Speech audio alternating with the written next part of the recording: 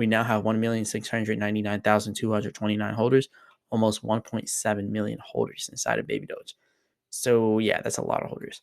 Anyways, moving on, let's talk about this technical analysis because as you can see here, we're still stuck on the same support lines here for Baby Doge. So we're still stuck on those same supports and we're waiting to see what happens there. But right now we're at 8C31. So let's see if we can, hold this up and see how long we're going to end up staying on this spot. But let's go ahead and put this on the 4-hour chart now.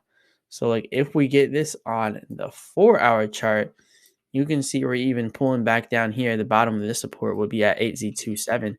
Now, what I really want to look at is scrolling all the way out here and then looking at where is it possible for us to land for our support, right?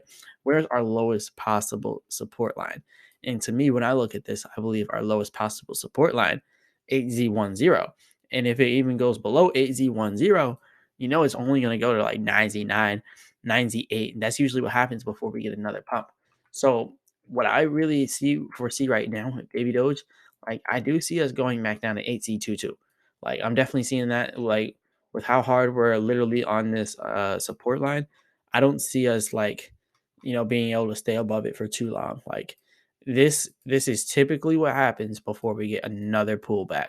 So I think this next pullback is going to bring us down to 8Z22.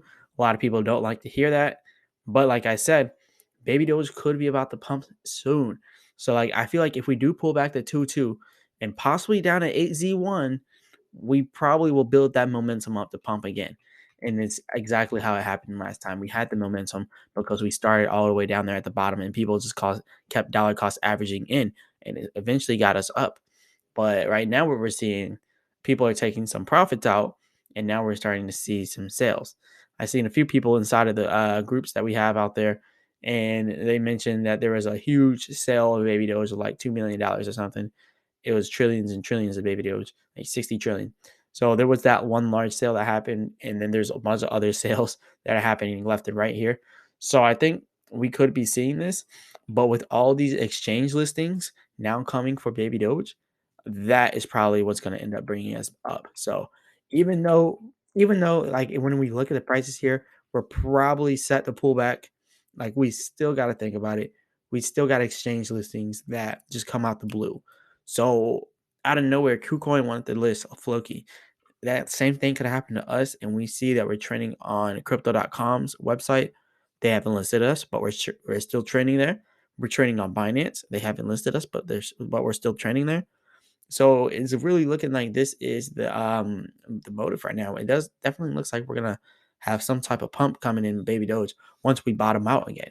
So I'm still looking for that bottom. I definitely believe that we can bottom out again here in Baby Doge. And I know a lot of people don't want to hear it, but there's a reason why I keep mentioning that, just because that's just what I see when I'm looking at these charts. And like I said, I'm not a financial advisor. None of this is financial advice, so nothing I say is 100% right or wrong. They're just opinions. But yeah, like I said, I'm not a financial advisor. I'm just kind of following this. And what I foresee right now is another drop. We've been at this support for way too long. Let me take off these indicators. We've been at this support for way too long. I know people are probably looking at it like, yeah, we've been at this support for a day. But with no avail. You can see that we tried to break out once, but then we couldn't. Now we're back riding the same support line. If we stay on the support line for any longer, we're going to drop below it. If we drop below the support line, the next support line is 8Z22. And that's the next major support line at 8Z22.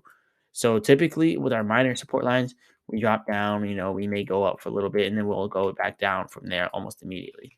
And that's just for the minor ones. Like we have a minor support line down here at like 8Z29. We have another one down here about 8Z28. Those are minor supports, but the major ones past 8Z25 all the way down here at 8Z22, that's typically where we end up stopping and bouncing off of. You can even see it over here. Like we stopped over here around 8Z39, and then we went back up, and then we dropped to our support. So I believe the same thing could happen again. We go down here, we go back up a little bit, and then we go down to that 8Z22 support. Big shout out to everyone out there that watched the video. Also hit the like button and subscribe. This is the Marcellus Clips channel. On this channel, we will be continuing to grow, and I will continue to put the clips to all the videos on this channel just in case you don't want to watch the long form content. So definitely check that out. Let's get this channel to 1,000 subscribers and plus and beyond. And stay tuned for another video.